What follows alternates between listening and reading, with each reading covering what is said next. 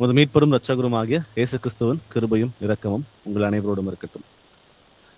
கடந்த வாரத்தில் இயேசுவின் வார்த்தையில் நிலைத்திருங்கள் அப்படின்ற தலைப்பில் நம்ம தியானிக்க தொடங்கினோம். அதற்கு மையமாக இருக்கிற யோவான் 8ஆம் அதிகாரம் வசனம் 31 அந்த வசனத்தை வாசிக்க கேட்போம். ஜான் 8:31. இயேசு தம்மை விசுவாசித்த யூதர்களை நோக்கி, நீங்கள் என் உபதேசத்தில் நிலைத்திருந்தால் மெய்யாகவே என் சீஷராய் இருப்பீர்கள். ஆமென். ஆமென். நீங்கள் என் உபதேசத்தில் நிலைத்திருந்தால் மெய்யாகவே என் சீஷர் அப்படின்னு சொல்லி கர்த்தர் சொல்லுகிறார். அப்போ நம்ம இயேசுவின் சீஷர்களாக நாம் எல்லாரும் இருக்கிறோம். வெவ்வேறு கல்ச்சர், வெவ்வேறு மதம், கிறிஸ்துவத்துக்குள்ளேயே பிரிவினைகள் நிறைய இருந்துச்சு. அது எல்லாவற்றும் விட்டு ஒழித்து நான் இயேசுவுக்கு சீஷனாக வாழ்வேன் என்ற அந்த வைராக்கியத்தோடு நம்ம எல்லாரும் அவரை அண்டிக் கொண்டிருக்கிற பிள்ளைகளாக இருக்கிறோம். இப்போ அவருடைய சீஷன் அப்படின்ற தகுதிக்குள்ள நம்ம எல்லாரும் வந்திருக்கிறோம் அப்படின்னா, நம்ம அவருடைய வார்த்தையிலே உபதேசத்திலே நிலைத்திருக்கிற பிள்ளைகளாக இருந்தா மட்டும்தான் சீஷன் அப்படின்றத இங்க சொல்றாரு. அப்போ இந்த சீஷன் இப்ப எப்படி இருக்கணும் அப்படின்னா, தேவனுடைய வார்த்தையை பெற்றுக்கொண்ட பிறகு அவனுக்கு தேவைப்படும் போது மாத்திரம் கீழ்ப்படுகிற பிள்ளைகளாக இல்லாமல், எப்பொழுதுமே சிந்திக்கும் போதும், உட்கார்ந்திருக்கும் போதும், பேசும் பொழுதும், காரியங்களை செய்யும் பொழுதும், எதுவா இருந்தாலும் சரி, எல்லா தருணங்களிலேயும் அவன் இயேசுவின் உபதேசத்தை கை கொண்டு நடக்கிற பிள்ளையாக இருந்தா மட்டும்தான் அவன் சீஷன் அப்படின்றத இங்க பார்க்கிறோம். அப்போ இந்த வார்த்தைகள் சாதாரண கர்த்தர் கொடுக்கல, இது ரொம்ப ஸ்ட்ராங்கா தான் இருக்கு. ரொம்ப ஸ்ட்ராங்காவே இந்த வார்த்தைகளை கர்த்தர் நமக்கு கொடுத்திருக்கிறார். நீங்கள் என் உபதேசத்தில் நிலைத்திருந்தால் மெய்யாகவே என் சீஷரா இருப்பீர்கள். அப்போ நம்ம ஆரம்பம் அற்பமாக இருந்தாலும் நம்ம நல்ல தொடக்கமாக இருக்கிறது. தொடங்குறோம், நமக்குள்ள நிறைய ஜீல் இருக்கு, நிறைய கர்த்தருக்காக செய்யணும், நான் பரிசுத்தமாகணும், மனம் புதிதாகணும், நான் மறுரூபமாகணும்ன்றது அந்த எண்ணங்களோடு பரலோக ராஜ்யத்துக்குள்ள பிரவேசிக்கணும் அப்படின்ற அந்த எண்ணங்களோடு நம்ம எல்லாரும் பயணிக்க தொடங்கணும். ஆனா தொடக்கம் நன்றாக இருக்கிறது. ஆனா தொடங்கின பிறகு நம்ம கிட்ட அதே மொமெண்டம் இருக்கா? நம்ம அதே போல வாழ்க்கையை நகர்த்தி கொண்டிருக்கிறோமா? ஆரம்பத்துல கொண்டிருந்த அந்த அதே அன்பு, அந்த அதே வைராக்கியம், அந்த அதே ஜீல் நமக்குள்ள இருக்குதா அப்படின்றத நம்மை நாமே நிதானித்து பார்ப்போம். ஏன்னா ஆரம்பம் எப்படி இருந்தாலும் சரி, முடிவு அதை விட அருமையாக இருக்க வேண்டும் என்று கர்த்தர் விரும்புகிறார். ஏன்னா நிலைத்திருக்கணும், அந்த வார்த்தையில கேட்டு அதை பெற்றுக்கொண்டு அதில் நிலைத்திருக்க வேண்டும் என்று கர்த்தர் விரும்புகிறார். அப்போ சென்ற வாரம் பார்த்த அந்த முதல் தலைப்பு என்னன்னா, இயேசுவின் வார்த்தையில் நிலைத்திருப்பவனே உண்மையுள்ள சீஷன் அப்படின்ற தலைப்புல ஒரு 6 வசனங்கள் நம்ம தியானிச்சோம். அப்போ வெறும் வார்த்தைகளை ஒப்புக்கொள்வது மாத்திரமல்ல, இந்த வார்த்தை இப்படி இருக்கு, கர்த்தர் உபதேசங்கள் இப்படி இருக்கு அப்படின்ட்டு அக்செப்ட் பண்ணிக்கிறது மாத்திரமல்ல, அது எல்லாரும் பண்றாங்க. சரிங்களா? அந்த வசனங்களை கேட்டு இந்த வசனம் இப்படி சொல்லுது அப்படின்ற அந்த புரிதல் எல்லாருக்கும் இருக்கிறது. ஆனா அந்த புரிதல் வந்த பிறகு நம்ம கீழ்ப்படியணும், அதில் வார்த்தையில் நிலைத்திருக்கணும் அப்படின்னு சொல்லி கர்த்தர் நமக்கு சொல்லுகிறார்.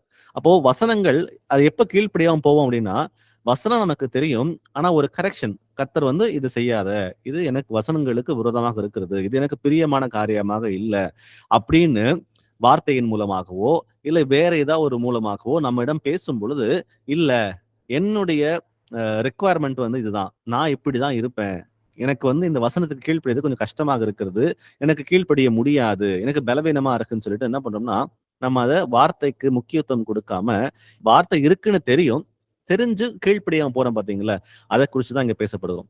அப்போ வார்த்தை வரும் பொழுது நம்ம அந்த வார்த்தைகளை கேட்டு மனம் திரும்ப வேண்டியது நம்முடைய கடமை. ஆனா வார்த்தை வந்த பிறகும் கூட அந்த வார்த்தையை கீழ்ப்படியாம போறது அசட்டை செய்கிற காரியமாக இருக்கிறது அப்படின்றத பாக்குறோம்.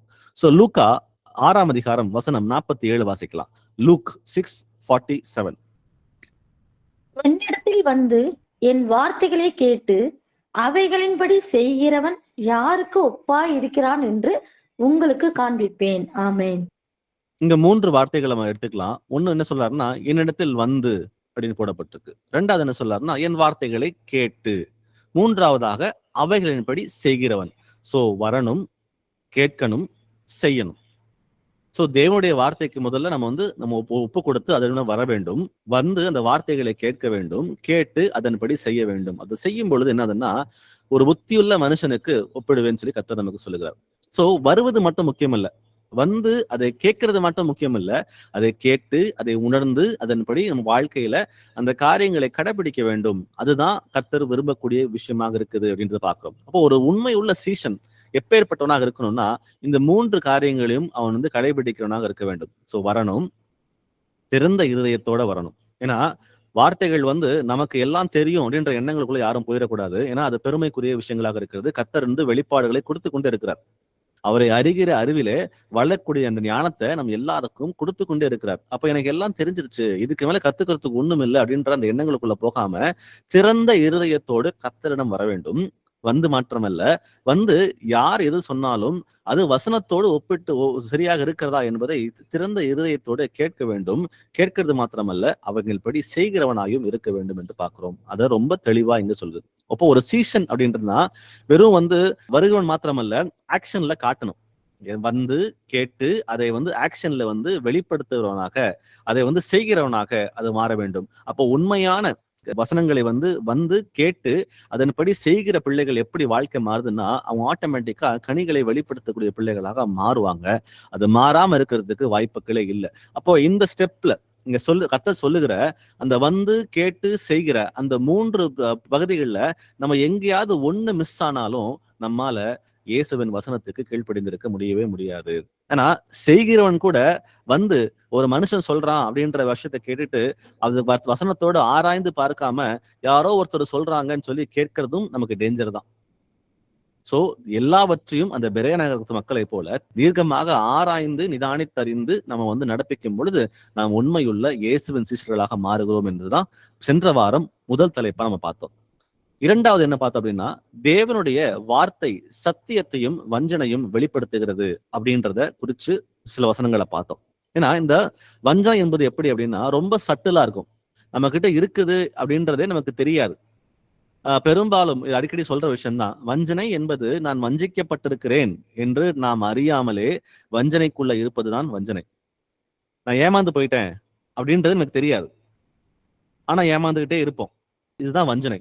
அப்ப யாராவது ஒருத்தர் நமக்கு சொல்லணும், இல்ல தேவ வார்த்தை நமக்கு வெளிப்படுத்தி காட்டணும். அதை வெளிப்படுத்தி காட்டினா மட்டும்தான் நம்மால இது வஞ்சனையாக இருக்கிறது, இது சத்தியமாக இருக்குது என்பது வகையறுத்து பார்க்க முடியும். அப்போ நமக்கு இருக்கிற ஒரு பெரிய டூல் என்ன அப்படின்னா வேத வாக்கியங்கள் தான். யோவான் 17:17 வாசிக்கலாம். ஜான் 17:17. உம்முடைய சத்தியத்தினாலே அவர்களை பரிசுத்தமாக்கும், உம்முடைய வசனமே சத்தியம். ஆமென். ஆமென்.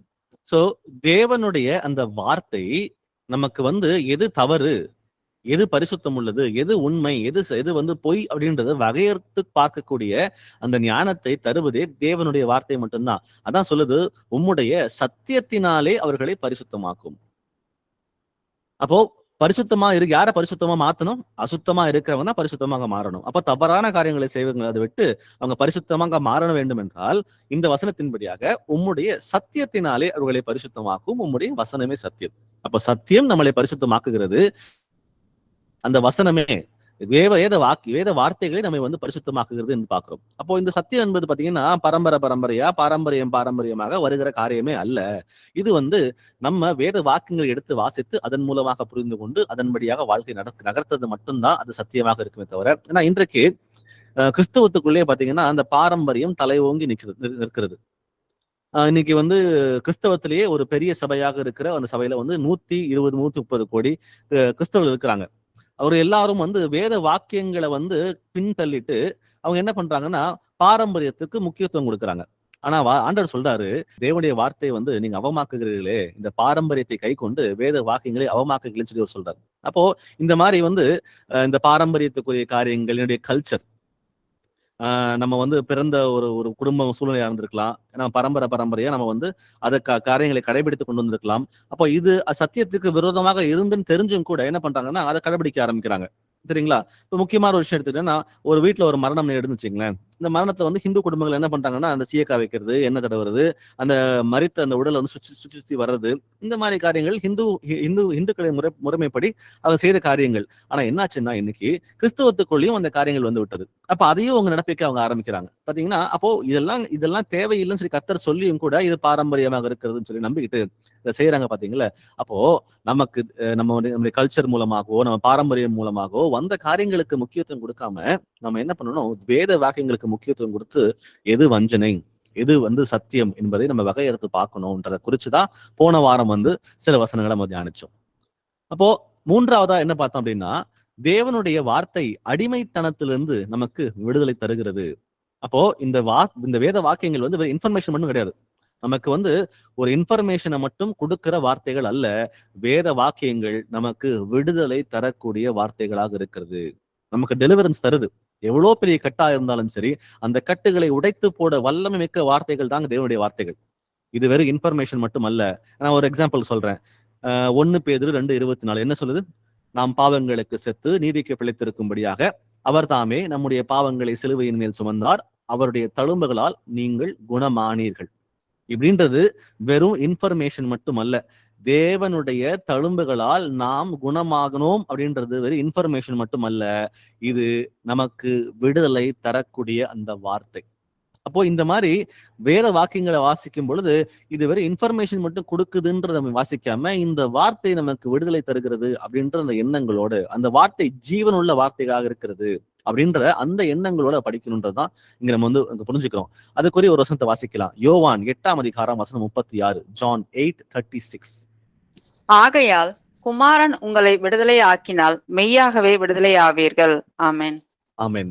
தேவன் கர்த்தராகிய இயேசு கிறிஸ்து உங்களை விடுதலை ஆக்கினால் நீங்கள் மெய்யாகவே விடுதலை ஆவீர்கள். இயேசுவை சொந்த இரட்சகராக ஏற்றுக்கொண்டு அவருடைய ரத்தம் நம்முடைய பாவத்தை கழுவுது அப்படின்றத விசுவாசிச்சு 2ஆம் வருகையிலே அவர் வரப்போகிறார், அவரோடு எடுத்துக்கொள்ளப்படுவதற்கு நான் பரிசுத்தம் உள்ளவனாக இந்த பூமியிலே வாழ வேண்டும் என்ற அந்த உறுதியோட ஞானஸ்நானம் பெற்று நம்ம அவருக்கு பிள்ளைகளாக வாழும் பொழுது கர்த்தராகிய இயேசு கிறிஸ்து நம்முடைய பாவம், சாபம், அக்கிரமம், மீறுதல்கள் எல்லாவற்றையும் கழுவி சுத்திகரித்து நம்மை வந்து பரிசுத்தமாக்குகிற தேவனாக இருக்கிறார், நம்மை விடுதலை தருகிற தேவனாக இருக்கிறார். ஆகவே தேவன் நம்மை விடுதலையாக்க அவர் வல்லவராக தான் இருக்கிறார். ஆனா நமக்கு அந்த உணர்வோடு இருக்கிறோமா, நமக்கு அந்த புரிதலோடு இருக்கிறோமா அப்படின்றத நிதானித்து பார்ப்போம். ஆனா இயேசு கிறிஸ்து சொல்வது போல இங்கே, ஆகையால் குமாரன் உங்களை விடுதலையாக்கினால் மெய்யாகவே விடுதலை ஆவீர்கள். தேவன் தருவது கொஞ்சம் விடுதலை, கொஞ்சம் வந்து சாபம் கிடையவே கிடையாது. Half deliverance, half not deliverance அப்படிதான் இல்லவே இல்லை. அவர் கொடுத்தா முழுமையாக தான் அவர் கொடுக்கிறார். அதான் சொல்றாரு, குமாரன் உங்களை விடுதலை ஆக்கினால் நீங்கள் மெய்யாகவே விடுதலை ஆவீர்கள். அப்போ அந்த விடுதலையை வந்து நம்ம பெற்றுக்கொள்வது அவரை விசுவாசிக்கும் பொழுது, அந்த விடுதலை தக்க வச்சுக்கணும் அப்படின்னா, அந்த விடுதலையோடு ஒரு வாழ்க்கையை நம்ம வாழணும்னு முடிவெடுத்த பிறகு என்ன செய்யணும் அப்படின்னா, இயேசு கிறிஸ்துவோடு அவருடைய வார்த்தையின் மீது நம்ம அன்பு வைத்து அவர் கட்டளைகளுக்கு கீழ்ப்படிந்திருந்து அவரோடு நம் உறவை நாம் மேம்படுத்தி கொள்ளும் பொழுது நம் வாழ்க்கையிலே விடுதலை நிலைத்திருக்கும் அப்படின்றதுல எந்த ஒரு டவுட்டுமே நமக்கு இல்லை. இதுதான் போன வாரத்தில் நம்ம பார்த்த இந்த 3 தலைப்புகள். இந்த வாரம் என்ன பார்க்க போறோம் அப்படின்னா, தேவனுடைய வார்த்தை உள்ளான மனுஷனை ஆளுகை செய்ய வேண்டும் அப்படின்றத குறித்து நம்ம தியானிக்க போகிறோம். ஏன்னா ஆரம்பத்துல வாசிச்ச வசனத்தை மீண்டும் வாசிக்கிறேன். யோவான் 8:31 நீங்கள் என் உபதேசத்தில் நிலைத்திருந்தால் மெய்யாகவே என் சீஷராய் இருப்பீர்கள். அப்போ நம்ம தேவனுடைய வார்த்தையில நிலைத்திருக்க வேண்டும். நிலைத்திருந்தா மட்டும்தான் ஒரு சீஷனாக நம்ம வாழ முடியும். அப்ப சீஷனாக வாழ்வது எப்படி அப்படின்னு தான் நம்ம வந்து 3 தலைப்புல நம்ம வந்து தியானிச்சோம். இப்ப இன்னைக்கு 4ஆம் தலைப்பா தியானிக்க போகிறோம். அது என்ன அப்படின்னா, தேவனுடைய வார்த்தை உள்ளான மனிதனை ஆளுகை செய்ய வேண்டும். அப்போ அந்த வார்த்தை என்பது பாத்தீங்கன்னா, நம்ம வெறும் வாயில மாத்திரம் பேசுற பிள்ளைகளாக இல்லாமல் அது நம்ம இருதயத்திலே வந்து ஆழமாக அது பதிந்திருக்க வேண்டும். நம்ம என்ன ஓட்டங்கள் அதுவாகவே எப்பொழுதும் இருக்க வேண்டும். எடுத்துக்காட்டு சொல்ல அப்படின்னா, நம்ம conscious mind, unconscious mind, subconscious mind இதெல்லாம் சொல்றாங்க பாத்தீங்களா. நம்ம ரத்தத்துல அப்படியே ஊறி இருக்கணும். பேசிக்கலி நம்முடைய ஆசைகள் எதுவா இருந்தாலும் சரி, அது கர்த்தருக்கு சார்ந்ததாக அது இருக்க வேண்டும். அப்ப அந்த வார்த்தை நம்மிடம் வந்து தேவனுடைய வார்த்தை நம்மகிட்ட வந்து நம்ம சிந்திப்பதெல்லாம் அதுவாகவே இருக்க வேண்டும் அப்படின்னு பார்க்கிறோம். அப்போ அது அதுவாகவே இருக்கும் பொழுது முழுமையாக நாம் வந்து தேவனுடைய வார்த்தையினால் ஆட்கொள்ளப்பட்டு அதன்படி நடக்க நம்மால முடியும். அப்ப வார்த்தைகள் நம்ம இருதயத்துல இருந்தும் அதை தியானிக்காம, அதுக்கு இடம் முக்கியத்துவம் கொடுக்காம, மாம்சத்துக்குரிய காரியங்களுக்கு முக்கியத்துவம் கொடுத்து அதன்படியான முடிவுகள் எடுக்க ஆரம்பிச்சோம்னா அது மாம்சத்தின் கிரிகளாக மாறுகிறது. ஆனாலும் வசனம் தெரிந்த பிறகு அந்த வசனத்துக்கு உட்பட்டு இருக்கிறதா, நான் சிந்திக்கிற சிந்தனை வந்து வசனத்துக்கு ஒத்து போகிறதா, நான் செய்கிற காரியங்கள் வசனத்துக்கு ஒத்து போகிறதா அப்படின்றத எல்லாவற்றையும் வந்து வசனத்தோடு ஒப்பிட்டு பார்க்க என்ன ஆகுதுன்னா, நம்முடைய ஆவிக்குரிய வாழ்க்கை ஒரு தடுமாட்டம் இல்லாமல் ஒரு சீரான ஒரு நிலையான கண்மலையின் மேல் கட்டப்பட்ட அந்த அஸ்திவாரம் போட்டப்பட்ட அந்த அந்த வீட்டை போல நம்மால உறுதியாக தரித்திருக்க முடியும். இது நமக்கு தெரிஞ்சுதான். ஆனா இது வந்து பெரும்பாலும் நம்ம எங்க ஏமாந்து போறோம் அப்படின்னா, வசனம் நமக்கு தெரியுது, ஆனா அதை இருதயத்தை சுமந்து கொண்டு நம்ம போவதே இல்லை. அது வந்து வாயின் வார்த்தையில இப்ப வந்து ஒரு வசனம் சொல்றோம் அப்படின்னா அது மனப்பாடமா நம்மளால ஒப்பிக்க முடியுதே தவிர அதோடைய ஆழ்ந்த அர்த்தங்கள் என்ன என்று புரிந்து இருதயத்திலே நிறுத்தி வைத்து அதை தியானித்து அதை ரெசிப்ரோகேட் பண்றோமா, அதை வந்து வாழ்க்கை நடைமுறைப்படுத்துறோமா, இல்ல வெறும் வாயில மட்டும்தான் அந்த வார்த்தைகள் இருக்கிறதா? ஏன்னா அடுத்த பிரச்சனை என்னன்னு பாத்தீங்கன்னா, வசனத்தின் மேல இருக்கிற வாஞ்சை. வசனத்தை அதிகமா வாசிக்கணும், அதிகமா அதை பற்றி நான் தெரிஞ்சுக்கணும் அப்படின்ற அந்த வாஞ்சை வந்து ஆரம்பத்துல இருந்திருக்கலாம். அப்ப கொஞ்ச காலம் போக போக அது குறைஞ்சிருக்கான்னு சொல்லி யோசிச்சு பாருங்க. ஏன்னா உங்களை வந்து தேவனுடைய வார்த்தை உங்களை ஆளவில்லை அப்படின்னா, ஒண்ணு வந்து வார்த்தை வந்து உங்க இருதயத்துல முழுமையாக பதிக்கப்படவில்லை. 2வது, அந்த வார்த்தையை வாசிக்கக்கூடிய அந்த வாஞ்சை உங்களுக்கு குறைஞ்சிருக்கலாம். இல்லைன்னா உங்களுக்கு வசனத்தின் மேலேயும் உங்களுக்கு வாஞ்ச, இந்த உலகத்தின் மேலேயும் உங்களுக்கு வாஞ்ச, இது 2யுமே பேலன்ஸ் பண்ண முடியாம பாத்தீங்கன்னா பெரும்பாலும் 2க்குமே நம்ம பண்ண வேண்டிய ஜஸ்டிபிகேஷன் பண்ணாமலே இருப்போம். சோ வார்த்தைக்கும் முக்கியத்துவம் கொடுக்க முடியல, உலகத்துக்குரிய காரியங்களுக்கு நம்ம செய்ய முடியாம 2க்குமே வந்து நடுவில் நின்றுட்டு இந்த மதில் மேல் நிற்கிற பூனை மாதிரி. அப்ப வந்து ஆண்டவர் சொல்றாரு, இரு மனம் உள்ளவன் உங்க வாழ்க்கையில் நிலையற்றவனாக இருக்கிறான், அவனால் எதையுமே பெற்றுக்கொள்ள முடியாதுன்னு சொல்லி பாக்குறாரு. அப்போ நமக்கு வந்து அழைக்கப்பட்ட அழைப்பு இந்த மாம்சத்துக்குரிய காரியங்களுக்கு முக்கியத்துவம் கொடுத்து அதன்படி ஓடுவதற்காக அல்ல, அது ஆவிக்குரிய காரியங்களுக்கு முக்கியத்துவம் கொடுத்து முதலாவது தேவனுடைய ராஜ்யத்தையும் அவர் நீதியும் தேடுங்கள், அப்பொழுது இவைகள் எல்லாம் உங்களுக்கு கூட கொடுக்கப்படும் அப்படின்னு சொல்லி ஆண்டவர் நமக்கு சொல்றாரு. அப்போ இதெல்லாம் ப்ராப்ளம்ஸ். நான் வந்து ஏன் அந்த உள்ளான மனுஷன் வந்து வேத வாக்கியங்களை அறிந்து ஏன் அது ஆளுகைக்குள்ள வர முடியலன்னு பார்க்கும் பொழுது இதெல்லாம் சில ரீசன்ஸா இருக்குது. இதை குறித்து சில வசனங்களை தியானிச்சு பார்ப்போம். இப்போ சங்கீதம் 1ஆம் அதிகாரம் வசனம் 2, சாம்ஸ் 1:2. கர்த்தருடைய வேதத்தில் பிரியமாய் இருந்து இரவும் பகலும் அவருடைய வேதத்தில் தியானமாய் இருக்கிற மனுஷன் பாக்கியவான். ஆமேன். அப்போ நீதிமானுடைய சந்தோஷம் இந்த உலகத்தாரை போல இருக்கிற சந்தோஷமே அல்ல, உலகத்தார் படும் திருப்தியை போல அது அல்ல. இது எப்படி சொல்லுதுன்னா, கர்த்தருடைய வேதத்தில் பிரியமாயிருந்து இரவும் பகலும் அவருடைய வேதத்தில் தியானமாய் இருக்கிற மனுஷன் பாக்கியவான். அப்போ ஒரு நீதிமான் எப்படி இருக்கிறான்? அவன் சந்தோஷப்படுறான். எதுல சந்தோஷப்படுறான்? வேத வாக்கியங்களை சந்தோஷப்படுறான். அந்த வேத வாக்கியத்தை சந்தோஷப்படுறது மாத்திரமல்ல, அதன் மேல் பிரியமா இருப்பது மாத்திரமல்ல, அந்த வார்த்தையின் மேல பிரியமாயிருந்து சந்தோஷத்தோடு அதை இரவும் பகலும் அதை தியானிக்கிறவனாக அவன் மாறுகிறான்.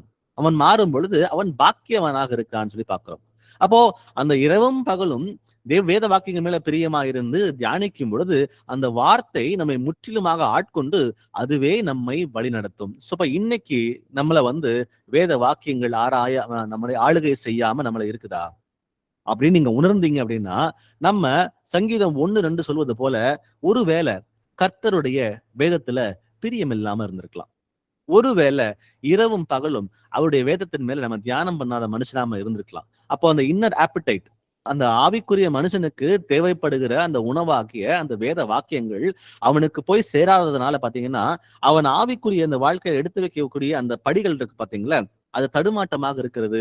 எந்த வழியில போறோம்னு தெரியாம தடுமாட்டத்தோடு நம்முடைய ஆவிக்குரிய வாழ்க்கை முன்னோக்கி சென்று கொண்டிருக்கிறதுன்றத நம்ம புரிஞ்சுக்கணும். அப்போ அந்த உள்ளான மனுஷனுக்கு தேவையான அந்த ஆவிக்குரிய அந்த வார்த்தைகள் உள்ள போக போக நம்ம நிலையான ஒரு உறுதியான அசைவில்லாத ஒரு வாழ்க்கையை ஒரு ஆவிக்குரிய வாழ்க்கையை நம்மளால வாழ முடியுன்றதை நம்ம புரிஞ்சுக்கிறோம். அப்போ நாம கனி கொடுக்கணும், தேவனுக்கென்று கனி கொடுக்கிற பிள்ளைகளாக தான் நம்ம வந்து கர்த்தர் சிருஷ்டித்திருக்கிறார். தேவனுக்கு பக்தி வைராக்கியம் பாராட்டுகிற பிள்ளைகளாக, கனிகளை வெளிப்படுத்துகிற பிள்ளைகளாக வாழ வேண்டும் என்பதற்காகவே கர்த்தராக இயேசு கிறிஸ்து தம்மை தாமே சிலுவை மரணத்துல ஒப்பு கொடுத்தார். எதுக்கு? நீங்களும் நானும் நற்கிரிகளை வந்து நடப்பிக்கணும், நற்கனிகளை வந்து வெளிப்படுத்தணும், பக்தி வைராக்கியம் உள்ள பிள்ளைகளாக இருக்க வேண்டும் என்பதற்காகவே அவர் வந்து சிலுவையில தொங்கினார். அப்போ நமக்குள்ள வேத வாக்கியங்கள் வந்து பரிபூர்ணமாக இருக்கும் பொழுது நம்மால அவர் விரும்பின காரியங்களை செய்ய முடியும். அப்போ நமக்கு வந்து அந்த வார்த்தைகள் உள்ள வந்து குறைவாக இருந்தாலோ, அந்த வார்த்தைகள் தெரிந்தும் கூட அது கீழ்ப்படியாம நம்ம போனாலோ, நம்மால வந்து கர்த்தர் விரும்புகிற அந்த கீழ்ப்படிதலுக்குள்ள நம்மளால வர முடியவே முடியாது. அப்போ நம்ம புரிஞ்சு வேண்டியது என்னன்னா, வேத வாக்கியங்கள் முற்றிலுமாக நம்மை ஆளுகை செய்ய வேண்டும். அப்போ அந்த வாக்கியங்களை வந்து தேவனிடம் வந்து கேட்டு பெற்றுக்கொண்டு இருதயத்தை நிறுத்தி அதை உணர்ந்து அதை தியானித்து எந்த முடிவு எடுத்தாலும் சரி, எந்த யோசனை வந்தாலும் சரி, அந்த யோசனை வேத வசனத்தோடு ஒத்து போகிறதா என்பதை நிதானித்து பார்த்து நம்ம முடிவு எடுக்க ஆரம்பிச்சோம்னா வேத வாக்கியங்கள் நம்மை ஆளுகை செய்யும். அதுல எந்த டவுட்டுமே இல்லை. அடுத்த வசனத்தை வாசிக்கலாம். யோசுவா 1ஆம் அதிகாரம் வசனம் 8. ஜோஷுவா 1:8. இந்த நியாயப்பிரமாண புஸ்தகம் உன் வாயை விட்டு பிரியாதிருப்பதாக, இதில் எழுதியிருக்கிறவைகளின்படி எல்லாம் நீ செய்ய கவனமாய் இருக்கும்படி இரவும் பகலும் அதை தியானித்துக் கொண்டிருப்பாயாக. அப்பொழுது நீ உன் வழியை வாய்க்க பண்ணுவாய், அப்பொழுது புத்திமானாயும் நடந்து கொள்வாய். ஆமென். வேத வாக்கியங்கள் உன் வாயை விட்டு பிரியாது இருப்பதாக. அப்படின்னா என்ன? எப்பொழுதுமே வேத வாக்கியங்களை நம்ம வந்து வாயில உச்சரிச்சுட்டே இருக்கணும். அந்த உச்சரிக்க உச்சரிக்க உச்சரிக்க நமக்கு என்ன ஆகுதுன்னா, அந்த வார்த்தைகள் நம்ம இருதயத்துல வந்து எழுதப்படும். அதை எப்பொழுதுமே நம்முடைய எண்ணங்கள்ல அது ஓடிக்கிட்டே இருக்கும். அடுத்தது பாருங்க, இதில் எழுதியிருக்கிறபடி எல்லாம் நீ செய்ய கவனமாக இருக்கும்படி இரவும் பகலும் அதை தியானித்து கொண்டு இருப்பாயாக அப்படின்னு சொல்லி பாக்குறோம். அப்போ வேத வாக்கியங்கள் வந்து வெறும் பேசுறது மாத்திரமல்ல. ஃபர்ஸ்ட் என்ன சொல்றாரு? வாயை விட்டு பிரியாது இருப்பதாக. வெறும் வாயில மட்டும் சொல்லிட்டு இருக்கக்கூடாது. அது அடுத்தபடியாக என்ன பண்ணணுமா? அதை இரவும் பகலும் தியானித்து கொண்டே இருக்கணுமா. அதை ஏன் செய்யணும்னா, அப்பதான் அந்த வேத வாக்கியங்கள் நமக்கு மறக்காது. சரிங்களா? அப்ப அந்த வேத வாக்கியங்களை ஞாபகம் வச்சுக்கணும்னா, நம் வாயில எப்பொழுதுமே இருக்கணும். அதை பேசணும். வீட்டுல வந்து மனைவியிடம் பேசும்போது, கணவனிடம் பேசும்போது, பிள்ளைகளிடம் பேசும்பொழுது, பெற்றோரிடம் பேசும்பொழுது, யார்கிட்ட பேசும்பொழுதும் சரி, அந்த வேத வாக்கியங்களை நீங்க படித்த வார்த்தைகளை வந்து உச்சரிக்க உச்சரிக்க உச்சரிக்க உச்சரிக்க அதையே நினைத்து கொண்டு அதையே வந்து யோசித்துக் கொண்டு இருக்கும் பொழுது என்ன ஆகும் அப்படின்னா, அவர்களுக்கும் அது பிரயோஜனமாக இருக்கும். நமக்கும் அந்த வார்த்தைகள் மறக்காது. நம்ம இருதயத்துல வந்து கத்த அந்த வார்த்தைகளை பிரமாணமாக நமக்கு எழுதியும் அதை வைக்க போகிறார். அடுத்து ஒரு சொல்றாரு பாருங்க, அப்பொழுது நீ உன் வழியை வாய்க்க பண்ணுவாய், அப்பொழுது புத்திமானாயும் நீ நடந்து கொள்வாய் அப்படின்னு சொல்லி பாக்குறோம். அப்போ தேவனுடைய வார்த்தைகள் நமக்குள்ள இருக்கும் பொழுது நம்ம ஞானம் பெறுகிறோம். கர்த்தர் ஞானத்தை கொடுக்கிறார். அது ஞானம் மாத்திரமல்ல, நம்ம எடுத்து வைக்கிற ஒவ்வொரு வழியையும் கர்த்தர் வந்து ஞானத்தை கொடுத்து அதை வந்து செய்வதற்குரிய அந்த வல்லமையும் அந்த வழியும் அந்த போக்கையும் அவரே உண்டாக்குற தேவனாக இருக்கிறார் பாக்குற இடத்துல. அப்போ இங்க சொல்றது போல இந்த மெடிடேஷன், இந்த தியானம், கர்த்தருடைய வார்த்தைகளை வந்து இரவும் பகலும் தியானிக்கிற பிள்ளைகள் வந்து இட் ஷுட் பி கண்டினியூஸ். நம்ம தினந்தோறும் அதை செய்யக்கூடிய அந்த நடத்துல நம்ம இருக்கணுமே தவிர, எப்பயோ ஒரு தடவை பெரும்பாலும் பார்த்திருக்கேன். என்ன பண்ணுவாங்கன்னா, ஏதாவது ஆண்டவர்கிட்ட வந்து பதில் வேணும் அப்படின்னா உடனே வந்து பைபிளை கண்ணை மட்டும் ஓப்பன் பண்ணி ஏதோ ஒரு வாக்கியத்தை படிக்கணும். அப்போ ஒரு வேளை அவங்க சொன்னது புரியல அப்படின்னா திரும்ப முடிச்சுட்டு திரும்ப ஓப்பன் பண்ணி திரும்ப ஒரு வாக்கியத்தை படிக்கணும். அப்படி இல்லையே, இது ஒகேஷனல், எப்பயாவது தடவை வந்து நம்ம இது செய்யறது. அப்படி சொல்லவே இல்லை. ஆனா தேவ வார்த்தைகள் நம்ம இருதயத்துல முழுமையாக இருந்துச்சு அப்படின்னா நம்ம பைபிள் திறந்து பார்க்கணும் அவசியமே இல்லை. நம்ம இருதயத்துல அந்த வசனங்கள் இருக்கிறது. ஆண்டவரே, எனக்கு இந்த பிரச்சனை இருக்குது, எனக்கு இந்த யோசனை வருது, இதுக்கு ஒரு வசனங்கள் எனக்கு சொல்லுங்க ஆண்டவரேன்னு சொல்லி கேட்கும் பொழுது அவர் அந்த வசனத்தை நம்ம இருதயத்துல இருக்கிற அந்த வசனத்தை அவர் வெளிப்படுத்தி காட்டுவார். வெளிப்படுத்தி காட்டி இது செய்யலாம், இது செய்ய வேணாம், இது சரியா இருக்கு, இது தவறா இருக்குன்னு சொல்லி நமக்கு ஆண்டவரே அந்த வசனத்தின் மூலமாக நம்ம வகையெடுத்து காட்டுவார். இது இப்படிதான் வந்து தேவனுடைய வார்த்தை நம்மை ஆளுகை செய்ய வேண்டும். இது வந்து ஸ்பிரிச்சுவலா நம்ம ஆவிக்குரிய வாழ்க்கையில வளரணும் அப்படின்னா நம்ம வேத வாக்கியங்கள் நம் இருதயத்திலே பரிபூர்ணமாக அதை வாசம் செய்ய வேண்டும். அடுத்தது வாசிக்கலாம். நீதிமொழிகள் 4ஆம் அதிகாரம் வசனம் 20. Proverbs 4:20. என் மகனே, என் வார்த்தைகளை கவனி, என் வசனங்களுக்கு உன் செவியை சாய். ஆமென். ஆமென். சோ இந்த இடத்துல என்ன சொல்றாரு? வார்த்தைகளை கவனி. நம்ம வந்து வாரம் கூடுக்கு அட்டன் பண்றோம். நம்ம இப்போ வந்து 8 மணி காலுக்கு அட்டன் பண்றோம். நம்ம வந்து அதாவது பைபிள் வாசிக்கிறோம் தனியா. பைபிள் வாசிக்கும் போது கூட நம்ம நம்ம வந்து ஏதோ நம்ம சிந்தனை எங்க வேணா இருக்கலாம். நம்ம சிந்தனை வந்து உலகத்துக்குரிய காரியமாவோ இல்ல பிரச்சனைகளுக்காகவோ ஏதோ ஒண்ணு சிந்திச்சுட்டு இருக்கலாம். ஆனா நம்ம வாய் என்ன பண்ணும்? தப்பு பிழையே இல்லாம அந்த வார்த்தைகளை வாசிச்சுக்கிட்டே இருக்கும். நான் ஸ்டாப்பே பண்ணாம பிழையே இல்லாம அதை வாசிட்டே இருக்கும். ஆனா இருது எங்க இருக்கும்? வேற ஏதோ ஒரு விஷயத்த யோசிச்சுக்கிட்டே இருக்கும். பாத்தீங்களா? அப்போ இந்த மாதிரி நடந்திருக்கான்னு சொல்லி யோசிச்சு பாருங்க உங்களுக்கு. அப்போ இப்படி இருந்துச்சு அப்படின்னா நமக்கு வந்து எப்படி அந்த வார்த்தைகளை வாசிக்கும் பொழுது அது என்ன சொல்லுது அப்படின்னு புரிஞ்சுக்க முடியும். இங்க இந்த வசனம் சொல்வது போல, என் மகனே என் வார்த்தைகளை கவனி அப்படின்னு சொல்றாரு. அப்ப வெறும் வாசி மட்டும் கிடையாது, அதை கவனி. ஒரு வார்த்தையை வாசிக்கிறோமா அதை கவனிக்கணும். அதை வாசிச்சு செவியை சாய் அப்படின்னு சொல்றாரு. அப்போ செவிதான் நம்ம தேவ வார்த்தையை வந்து உள்ள நம்ம இருதயத்துல போய் சேர்றதுக்கு வந்து வழியாக இருக்கிறது. இந்த ரூட், ஒரு கேட்டு மாதிரி. அப்போ இது வேத வாக்கியங்கள் நம்ம இருதயத்துல சென்று அடைவதற்கு வழியாக இருக்கிறது அந்த செவிதான். அப்ப காதுகளை திறந்து நம்ம வந்து வசனத்தை கேட்கணும். காதுகளை திறந்து வசனத்தை கேட்பது மாத்திரமல்ல, அந்த வார்த்தைகளை நம்ம கவனிக்கணும் அப்படின்னு சொல்லி இங்க போடப்பட்டிருக்கு. இப்போ தேவனுடைய வார்த்தை இருக்கு பாத்தீங்களா, இட் டிசர்வ்ஸ் ஆல் ஃபோக்கஸ். தேவனுடைய வார்த்தை இட் டிசர்வ்ஸ் ஆல் ஃபோக்கஸ். நமக்குள்ள எதுவா இருந்தாலும் சரி, உலகத்துல நடக்கிற காரியங்கள் எதுவா இருந்தாலும் சரி, எல்லாவற்றையும் அகற்றி போட்டுட்டு வேத வாக்கியத்துக்கு உன்னிப்பாக கவனிக்கிறதுக்கு அது தகுதி உள்ள ஒரு வார்த்தையாக இருக்கிறது. அதே வேத வாக்கியங்கள் அது பரிபூர்ணமாக இருக்குது அப்படின்னு நம்ம பாக்குறோம். அப்போ ஒருவேளை டிஸ்ட்ராக்ட் ஆயிட்டு வச்சுங்களேன், நம்ம வசனங்களை வாசிக்கும் பொழுதோ கேட்கும் பொழுதோ ஒரு டிஸ்ட்ராக்ஷன் வந்துருச்சு அப்படின்னா தேவன் நமக்கு கொடுக்கக்கூடிய அந்த ஆழ்ந்த அந்த வெளிப்பாடுகளை நம்ம எழுந்து போயிடுவோம்.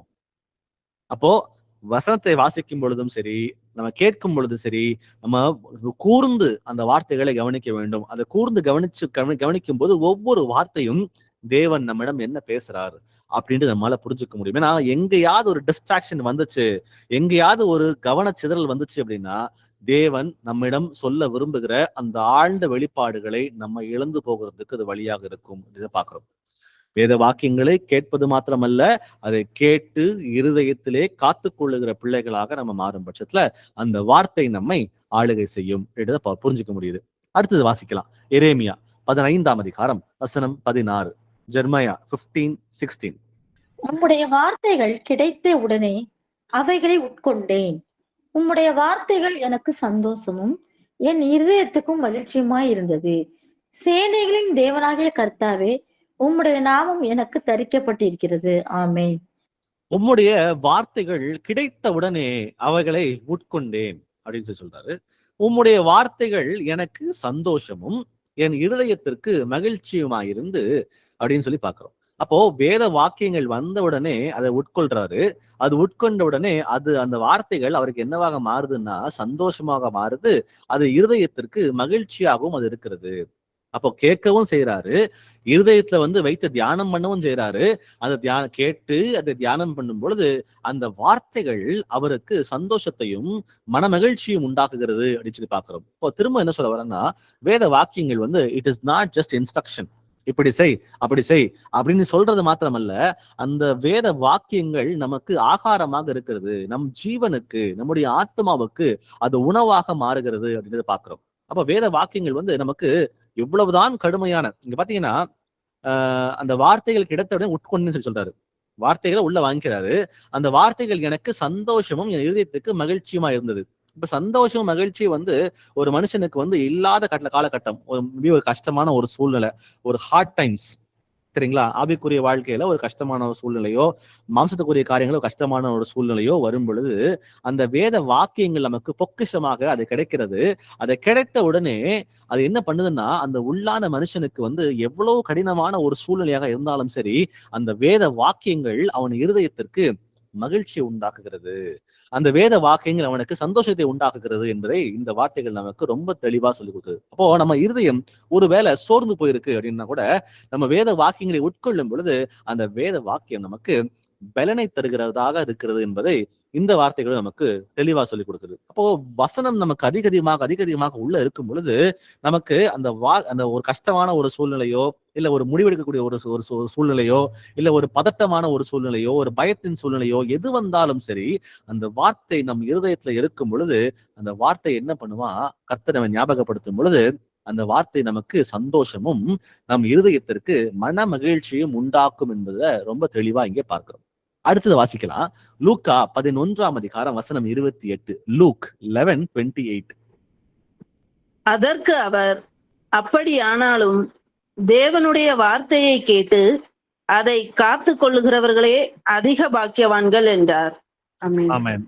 ஆமென். சோ இங்க மரியாளை குறிச்சு பேசப்படுகிறது. மரியாளை அங்க இருக்கிறாங்க. இயேசு பிரசங்கம் பண்ணும் பொழுது அங்க இருந்த ஒருத்தர் நீ உன்னை சுமந்த கர்ப்பமும் நீ பாலுண்ட முலைகளும் பாக்கியம் உள்ளது அப்படின்னு சொல்லும் பொழுது, கரெக்ட் தான் நீ சொல்றது. அப்படியே ஆனாலும் தேவனுடைய வார்த்தையை கேட்டு அதை காத்து கொள்ளுகிறவர்களே அதிக பாக்கியவான்கள். சோ இந்த ஆசீர்வாதம் யாரு கிடைக்குது? வேத வாக்கியத்தை கேட்டு அதை காத்து கொள்ளுகிறவர்களுக்கு. அப்ப கேட்கறது மாத்திரமல்ல, அதை காத்து கொள்ளவும் வேண்டும். சோ கேட்கறது மட்டும் நமக்கு ஆசீர்வாதமாகவோ பாக்கியவான மாத்த போறதே இல்லை. அதை கேட்டு அதை காத்து கொண்டு, அதாவது வசனங்களை கேட்டு கீழ்ப்படிதலோட நம்ம வாழ்க்கையை நகர்த்தும் பொழுது நாம் பாக்கியவான்களாக மாறுகிறோம் அப்படின்றத ரொம்ப தெளிவா இங்க சொல்லுது. அப்போ அந்த வார்த்தைகளை நம்ம கேட்கணும் அப்படின்றத ரொம்ப கிளியரா இங்க நம்ம புரிஞ்சுக்கிறோம். அப்போ உண்மையான அந்த ஆசீர்வாதம், உண்மையான பாக்கியவானாக மாற வேண்டும் என்றால் நம்ம நம்மை நாமே தாழ்த்தி முழுமையாக நம்மை கர்த்தராக இயேசு கிறிஸ்துவின் வசனங்களுக்கு ஒப்பு கொடுத்து நம்ம நடக்கும் பொழுது நம்ம பாக்கியவான்களாக மாறுகிறோம் என்பதை இந்த வசனம் சொல்லுது. வாசிக்கலாம். சங்கீதம் 19:14. Psalms 19:14. என் கன்மலையும் என் மீட்பருமாகிய கர்த்தாவே, என் வாயின் வார்த்தைகளும் என் இருதயத்தின் தியானமும் உமது சமூகத்துக்கு பிரியமாய் இருப்பதாக. ஆமென். ஆமென். இங்க ரெண்டு விஷயங்களை பார்க்கிறோம். ஒண்ணு வாயின் வார்த்தை, ஒண்ணு இருதயத்தின் தியானம். அப்போனா என் வாயிலிருந்து வெளியே வருகிற ஒரு காரியமா இருந்தாலும் சரி, என் இருதயத்துக்குள்ள இருக்கிற ஒரு காரியமா இருந்தாலும் சரி, ரெண்டுமே கர்த்தர் கண்களுக்கு முன்பாக அது சமூகத்துல எப்படி இருக்கணுமா, பிரியமா இருக்கணுமா. அதான் இங்க சொல்ற சங்கீதக்காரன், என் கண்மலையும் என் மீட்பருமாகிய கர்த்தாவே, என் வாயின் வார்த்தைகளும் என் இருதயத்தின் தியானமும் சமூகத்திற்கு பிரியமாய் இருப்பதாக. அப்போ தேவன் பாத்தீங்கன்னா, உள்ளத்தின் நிறைவு வாய் பேசும் என்பதை நம்ம எல்லாம் அறிந்தவர்களாக இருக்கிறோம். அப்போ என் வாயிலிருந்து புறப்படுகிற வார்த்தையை விட என் இருதயத்துல என்ன இருக்கு அப்படின்றது ரொம்ப முக்கியம். அப்போ என் இருதயம் எதை தியானத்தை கொண்டு இருக்கிறது? அது உலகத்துக்குரிய காரியங்கள், உலகத்துக்குரிய எண்ணங்கள் ஓட்டம் இருக்கிறதா, இல்ல வேத வாக்கியங்களுக்கு முக்கியத்துவம் அதிகமாக இருக்கிறதா என்பதை நம்ம நிதானித்து பார்க்கணும். அப்போ எது உள்ள அதிகமாக இருக்கிறதோ அதுதான் தழும்பி வெளியே வருமே தவிர, குறைவாக இருக்கிறது வெளியே ததும்பி வரப்போற வாய்ப்பே இல்லை. அப்போ என் இருதயத்தின் தியானம் எல்லாம் தேவனுடைய வார்த்தைகளாகவே இருந்தால், என் வாயிலிருந்து புறப்படுகிற வார்த்தை அது தேவனுக்கு பிரியமான வார்த்தையாகவே இருக்கும். அப்போ இருதயம் எப்படி இருக்கிறது? என் இருதயம் சரியாக இருந்துச்சு அப்படின்னா, என் வார்த்தைகள் சுத்தமாக இருக்கும், அது பரிசுத்தம் உள்ளதாக இருக்கும். என் இருதயத்துல பரிசுத்தம் இல்லைன்னா என் வாயிலிருந்து புறப்படுகிறதும் அது பரிசுத்தமாக இருக்காது. அப்போ உள்ளேயும் பரிசுத்தமாக இருக்கணும், வெளிப்புறமும் பரிசுத்தமாக இருக்கணும். அப்படின்னா அந்த வேத வாக்கியங்கள் நம் இருதயத்தை ஆளுகை செய்ய வேண்டும் அப்படின்றதுதான் இப்ப பார்த்தோம். சோ இவ்வளவு நேரமா நான் பார்த்த இந்த 6 வசனங்கள்ல கற்றுக்கொண்ட ஒரு விஷயம் என்னன்னா, வேத வார்த்தையானது உள்ளான மனிதனை ஆளுகை செய்ய வேண்டும். அது பரிபூர்ணமாக நம் இருதயத்திலே வாசம் செய்யும் பொழுது நமக்கு அந்த வார்த்தையின் மூலமாக நம்ம தவறுகள் செய்யாம, அசைவில்லாமல், உறுதியாய் நாம் ஜாக்கிரதை உள்ள பிள்ளைகளாக வாழ அந்த வேத வாக்கியங்கள் நமக்கு உதவியாக இருக்கும் என்பதை பார்க்கிறோம். அடுத்ததா இப்ப என்ன பார்க்க போறோம் அப்படின்னா, தேவனுடைய வார்த்தை கீழ்ப்படுதலையும் பரிசுத்தத்தையும் உண்டாக்குகிறது. அப்போ எதுக்கு கீழ்ப்படியணும், எதுக்கு கீழ்ப்படியக்கூடாது, எப்படி பரிசுத்தமாக இருக்கணும், எது அசுத்தமாக இருக்கிறது என்பதை வகையறுத்து பார்க்கக்கூடிய அந்த ஞானம் நமக்கு கிடைக்கிறது அப்படின்னா வேத வாக்கியங்கள் மூலமா மட்டும்தான் கிடைக்கிறது. இந்த பிரச்சனை என்னன்னு பாத்தீங்கன்னா, தேவனுக்குன்னு ஒரு ஸ்டாண்டர்ட் இருக்கு. அவர் எதிர்பார்ப்பு அப்படின்னு ஒண்ணு இருக்கு. நம்ம எல்லாரும் அறிந்தவர்களாக இருக்கிறோம். தேவன் நம்மிடம் எதிர்பார்க்கிறது ஒண்ணு இருக்கு. ஆனா அந்த எதிர்பார்ப்பு என்னன்னு தெரிஞ்ச பிறகு அதை கடைபிடிக்க விடாம நம்ம என்ன பண்ணுவோம்னா, சம்டைம்ஸ் ரெசிஸ்ட் பண்ணுவோம். இது எனக்கு வேண்டாம், இது கஷ்டமா இருக்கு, இது பலவீனமாக இருக்கு, இது இப்போ கடைபிடிக்க முடியாது, இது அப்புறம் கடைபிடிச்சுக்கலாம். அவரு விரும்புகிறது பரிசுத்தமும் கீழ்ப்படிதலும். இது தெரிந்தும் கூட இந்த வார்த்தையின்படி நம்ம தவறா நடக்கிறோம்னு ஒரு உணர்வு கர்த்தர் கொடுத்த பிறகும் கூட, இல்ல இது அப்புறம் பாத்துக்கலாம் அப்படின்ற அந்த எண்ணம் இருக்கு பாத்தீங்களா, அதை ஒருபோதும் நம்ம கீழ்ப்படிய விடவே விடாது. நம்ம பரிசுத்தமாக்க போறதும் கிடையாது. அப்ப இன்னொன்னு பாத்தீங்கன்னா, நம்ம மாம்சத்துல ஒரு ஒரு ஒரு பழக்கம், ஒரு கர்த்தருக்கு விரோதமான ஒரு பழக்கம், சரிங்களா? அந்த பழக்கம் என்ன சொல்லணும்னா, அதை நம்ம செய்யறதுக்கு நம்ம செஞ்சுட்டே இருப்போம். ஆனா பயன்படுத்துற வார்த்தை என்னன்னா, எனக்கு பலவீனமா இருக்கு, இந்த பழக்கத்தை என்னால விட முடியல, எனக்கு ஒண்ணு இல்ல. இப்ப ட்ரிங்க்ஸ் சாப்பிட்றாங்க வச்சுங்களேன், ட்ரிங்க்ஸ் சாப்பிட்றாங்க, சிகரெட் பிடிக்கிறாங்க அப்படின்னா, அது ஒரு மாம்சத்துக்குரிய ஒரு ஹேபிட், சரிங்களா? ஆனா அதை விடுவது ரொம்ப எளிதுதான். ஆனா என்ன பண்ணுவாங்கன்னா, நான் ரொம்ப அதுக்கு வீக்கு, நான் ரொம்ப அதுல இடம் கொடுத்துட்டேன், என்னால அதுக்கு அது ஜெயிச்சு வரவே எனக்கு முடியல அப்படின்னு சொல்லிட்டு அந்த வீக்னஸ் அந்த வார்த்தையை பயன்படுத்துவாங்க. இது கம்ப்ளீட்லி எக்ஸ்கியூஸ். அதை கர்த்தர் விடுதலையாக்கினால் நீங்கள் மெய்யாகவே விடுதலை ஆவீர்கள், எந்த டவுட்டுமே இதுல கிடையாது. அப்ப அவர் விடுதலை தர வல்லவராக இருக்கார். ஆனா நான் என்ன பண்றேன்னா, அதை ஒரு வீக்னஸா வச்சுக்கிட்டு, அந்த ஹேபிட் என்ன பண்றேன்னா ஒரு வீக்னஸா வச்சுக்கிட்டு நான் வீக்னஸ் சொல்லி என்ன ஏமாத்திக்கிறேன். அப்போ இதுவும் கீழ்ப்படுதலுக்குள்ள கொண்டு போறதுக்கு வாய்ப்பே இல்லை. இது பாக்குறோம். அப்போ நான் பரிசுத்தமா வாழணும்னு நினைக்கிறேன். ஆனா பாத்தீங்கன்னா, அதை வாழ விடாம நான் வாழணும்னா முழுமையாக என்னை நானே கர்த்தரிடம் ஒப்பு கொடுக்க வேண்டும். ஆனா முழுசா ஒப்பு கொடுக்கறது கிடையாது. ஒப்பு கொடுக்காம பாதி உலகம் பாதி கர்த்தர்ன்னு சொல்லிட்டு இருமனம் உள்ள பிள்ளைகளாக நம்ம வாழும் பொழுது கண்டிப்பா நம்மால பரிசுத்தமாக வாழ முடியவே முடியாது. சோ அதை குறிச்சு சில வசனங்களை நம்ம தியானிப்போம். ரோமர் 12ஆம் அதிகாரம் வசனம் 1. ரோமன்ஸ் 12:1. அப்படி இருக்க சகோதரரை, நீங்கள் உங்கள் சரீரங்களை பரிசுத்தமும் தேவனுக்கு பிரியவுமான ஜீவ பலியாக ஒப்பு கொடுக்க வேண்டும் என்று தேவனுடைய இரக்கங்களை முன்னிட்டு உங்களை வேண்டிக் கொள்கிறேன். இதுவே நீங்கள் செய்யத்தக்க புத்தியுள்ள ஆராதனை. ஆமென். நம்முடைய சரீரமானது நாம் தேவனாலே பெற்றும் தேவன் தங்கியிருக்கும் தேவனுடைய பரிசுத்த ஆலயமா இருக்கிறது என்று நீங்க அறியாம இருக்கிறீர்களா அப்படின்னு சொல்லி கொரிந்தியர்ல வாசிக்கிறோம். அப்போ இந்த சரீரமானது தேவனுடைய ஆலயம், இது கர்த்தருக்கே அது உரியது. அதான் ரோமர் 12:1 சொல்லுது, நீங்கள் உங்கள் சரீரங்களை பரிசுத்தமும் தேவனுக்கு பிரியமுமான ஜீவபலியாக ஒப்பு கொடுக்க வேண்டும் அப்படின்னு சொல்லி சொல்றாரு. இப்ப ஜீவபலியா ஒப்பு கொடுக்கறது என்னைக்கோ ஒரு நாள் இன்னைக்கு வசனத்தை வாசிச்சிட்டேன், சரி இன்னைக்கு வந்து தப்புன்னு சொல்லி உணர்ந்தேன், அப்போ அன்னைக்கு மட்டும் நான் வந்து ஜீவ பலியா ஒப்பு கொடுத்து நான் பரிசுத்தமா வாழ்றேன்ற மாதிரி என்னைக்கோ ஒரு நாள் பண்றக்கூடிய காரியங்கள் இல்ல. ஒவ்வொரு நாளும், ஒவ்வொரு மணி நேரமும், ஒவ்வொரு நிமிஷமும், ஒவ்வொரு நொடியும் வந்து நம்முடைய சரீரத்தை கர்த்தருக்கு ஜீவ பலியாக ஒப்பு கொடுக்க வேண்டும் என்று தேவன் விரும்புகிறவராக இருக்கிறார். சோ நம்முடைய முழுமையாக கம்ப்ளீட்டாவே நாம் நம்முடைய ஆவி, ஆத்துமா, சரீரத்தை இயேசு கிறிஸ்துவிடம் ஒப்பு கொடுத்து அவருக்கு பிரியமாக நம்ம வாழ வேண்டும் என்று அவர் விரும்புகிறார். இப்போ பார்ஷியலா இல்ல. அப்போ வேத வாக்கியங்கள் நமக்குள்ள வரும் பொழுது அது நம்மை பரிசுத்தமாக்குகிறது, கீழ்ப்படிதல் நமக்கு கத்தும் கொடுக்குதுன்றத பாக்குறோம். வாசிக்கலாம் அடுத்ததா 1 பேதுரு 1:15, 1 Peter 1:15. உங்களை அழைத்தவர் பரிசுத்தராய் இருக்கிறது போல நீங்களும் உங்கள் நடக்கைகள் எல்லாவற்றிலேயும் பரிசுத்தராய் இருங்கள். ஆமென். ஆமென். அப்போ இங்க சொல்லப்படுற இந்த வார்த்தை வந்து ஒரு பிராக்டிக்கல். இதுதான், இப்படிதான் வாழணும், இப்படிதான் இருக்கணும்ன்றத ரொம்ப தெளிவா டைரக்டா இந்த வார்த்தை நமக்கு சொல்லுது. உங்களை அழைத்தவர் எப்படி இருக்கிறார்? அவர் பரிசுத்தர். அவர் பரிசுத்த, இதுதான் நம்ம தேவனுடைய தன்மை. நம்ம தேவன் எப்படி இருக்கார்? இதான் அவர் கேரக்டர். அவருடைய தன்மை, அவர் கேரக்டர் எப்படி எடுத்துக்கிட்டாலும் தேவன் வந்து அவர் பரிசுத்தரா இருக்கிறார். அவர் பரிசுத்தமாகவே எப்பொழுதுமே இருக்கிறாருன்னு பாக்குறோம். அப்போ அவர் பரிசுத்தரா இருக்காருன்னா என் லைஃப் ஸ்டைல் இருக்கு பாத்தீங்களா, என்னுடைய வாழ்க்கை முறை அது தேவனுடைய அந்த தன்மைக்கு ஒத்து போகணும். அதான் இங்க சொல்றாரு இந்த இடத்துல, உங்களை அழைத்தவர் பரிசுத்தரா இருக்கிறது போல நீங்களும் உங்கள் நடக்கைகள் எல்லாவற்றிலேயும் பரிசுத்தரா இருங்கள். அப்போ தேவனுடைய தன்மையோடு என்னுடைய வாழ்க்கை முறை வந்து ஒத்து போகணும். அவர் பரிசுத்தரா இருக்காரு, எந்த மாற்றமும் இல்லை. நான் பரிசுத்தமாக இருந்தா மட்டும்தான் அவரோட ஒத்து போகவே முடியும். அப்போ இந்த பரிசுத்தம் என்பது it has to be complete. இது முழுமையாக அது இருக்க வேண்டும். இது வந்து பிராக்டிக்கல். இது கர்த்தர் வந்து டைரக்டா நமக்கு சொல்லக்கூடிய விஷயங்கள் இதுதான். நீங்கள் பரிசுத்தமாக தான் இருக்கணும், ஏனென்றால் பரிசுத்தம் இல்லாமல் ஒருவனும் கர்த்தரை தரிசிப்பது இல்லையே.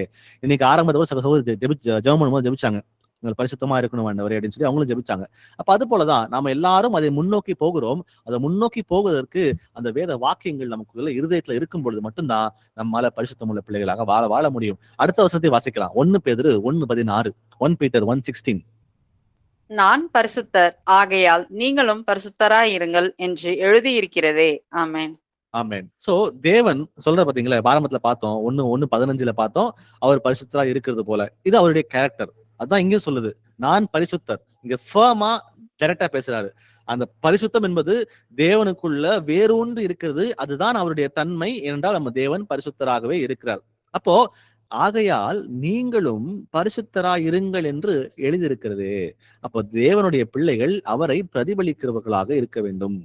ஏன்னா அவர் பரிசுத்தர், அவர் பிள்ளைகளாக இருக்கிற நாமும் பரிசுத்தராய் இருங்கள் என்று நமக்கு எழுதி கொடுக்கப்பட்டிருக்கிறது. அப்ப அந்த வார்த்தைகளை நம்ம உள்வாங்கும் பொழுது நாமும் அப்படிதான் வாழணும்னு சொல்லி இங்க நமக்கு சொல்றாரு. அப்போ அந்த பாவ வாழ்க்கையிலிருந்து முழுமையாக பிரித்தெடுக்கப்பட்டு நாம தேவனுக்கென்று கனி கொடுப்பதற்காகவே அழைக்கப்பட்ட பிள்ளைகளாக, அவருக்காகவே மீண்டும் சிருஷ்டிக்கப்பட்டு தேவனோட செய்கையா இருக்கிற பிள்ளைகளாக நம்ம எல்லாரும் இருக்கிறோம். அப்போ நாம பரிசுத்தமுள்ள வாழ்க்கையை தான் வாழணும். ஏனென்றால் என் தேவன் பரிசுத்தராக இருக்கிறார், அவரோடு கூட நான் சஞ்சரிக்கிறேன், அவருடைய சீஷனாக நான் இருக்கிறேன், அவரோட கூட 1000 வருஷம் அரசாட்சியில வந்து போக போறேன், சதா காலம் அவரோட கூட இருக்க போகிறேன் அப்படின்னா நம்ம தேவனை போலவே மாறினா மட்டும்தானே.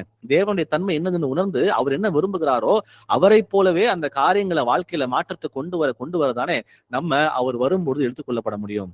அப்போ பரிசுத்தம் என்பது நமக்கு ஒரு ஆப்ஷன் அல்ல, ஆப்ஷனல் கிடையாது. நான் வந்து கொஞ்சம் பரிசுத்தமாக இருக்கிறேன், கொஞ்சம் அசுத்தமாக இருக்கிறேன், நான் அசுத்தமா இருக்கிறேன்னு சொல்லி நம்ம எல்லாம் சொல்ல முடியாது. பரிசுத்தம் என்பது நமக்கு கொடுக்கப்பட்ட கட்டளை அப்படின்றத இங்க பார்க்கிறோம். அடுத்தது வாசிக்கலாம். 1 தெசலோனிக்கேயர் 4:7, 1 Thessalonians 4:7. தேவன் நம்மை அசுத்தத்திற்கு அல்ல பரிசுத்தத்திற்கே அழைத்திருக்கிறார். ஆமென். ஆமென். அப்போ தேவன் நம்மை அசுத்தத்துக்கு அல்ல பரிசுத்தத்துக்கே அழைத்திருக்கிறான்னு பாக்குறோம். இந்த இடத்துல புரிஞ்சுக்க வேண்டியது என்னன்னா, நமக்கு ஒரு டைரக்ஷன் இருக்கு, ஒரு வழி, ஒரு பாதையை கர்த்தர் இந்த வசனத்தின் மூலமா நம்ம காட்டுகிறார்.